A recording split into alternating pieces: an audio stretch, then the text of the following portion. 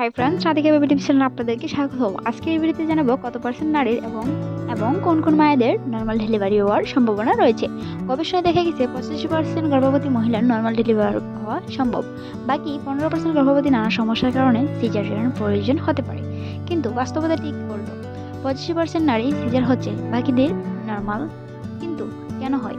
আর এটার কারণে হচ্ছে কিছু মায়েদের অসতর্কতার কারণ বা গুরুত্বপূর্ণ বিষয়ে সঠিক জ্ঞান না থাকার কারণে।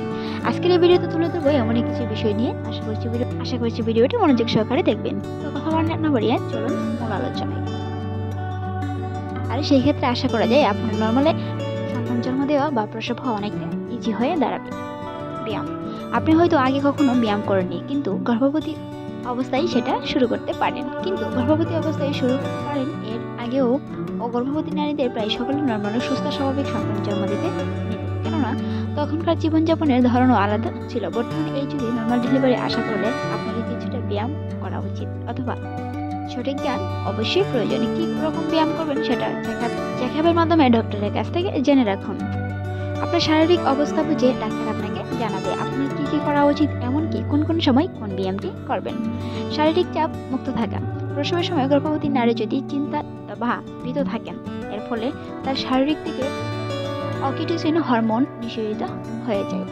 এই হরমোনের প্রসবের ক্ষেত্রে সংকোচ ঘটে এবং যার কারণে প্রসব দেরিতে ঘটে বা শেষমেশ সিজারের প্রয়োজনও হতে পারে বা সিদ্ধান্ত নিতে বাধ্য হতে পারে। তাই এখন থেকেই অযথা চিন্তা ভাবনা থেকে দূরে থাকার চেষ্টা অবশ্যই করতে হবে গর্ভবতী মায়েদের।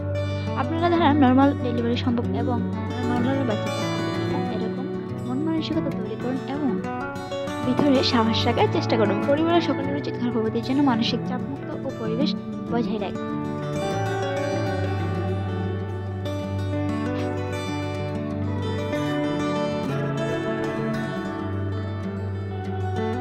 দম নেওয়ার চর্চা, দিনের ব্যস্ততার ফাঁকে সময় বের করুন, কিছুক্ষণ বসে দীর্ঘ নিঃশ্বাস নিন এবং ছাড়ুন।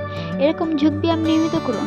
দম চর্চার ফলে গর্ভের বাচ্চার অক্সিজেন প্রবাহ বাড়ে এবং নর্মাল প্রসবের জন্য অনেকটা শরীরও প্রস্তুত থাকে। তাই এটি আপনি অবশ্যই বাসায় ট্রাই করতে পারেন।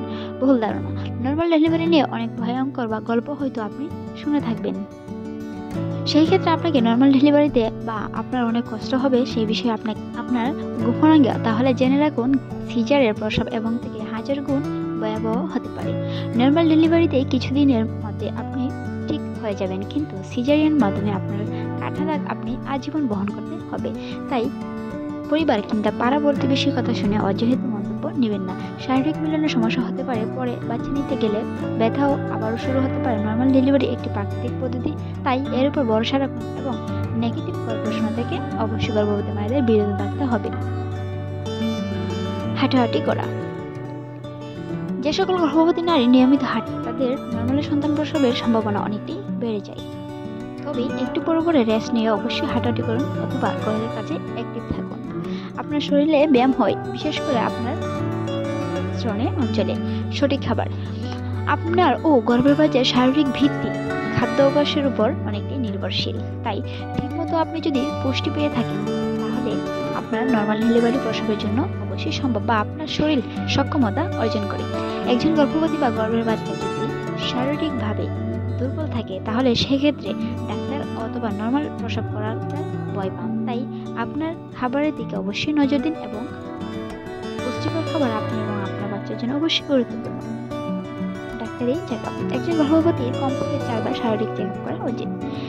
এ ব্যাপারে আপনি জানতে পারবেন আপনার কোনো শারীরিক সমস্যা যেমন উচ্চ রক্তচাপ, ডায়াবেটিস, প্লাসেন্টাগত ত্রুটি আছে কিনা।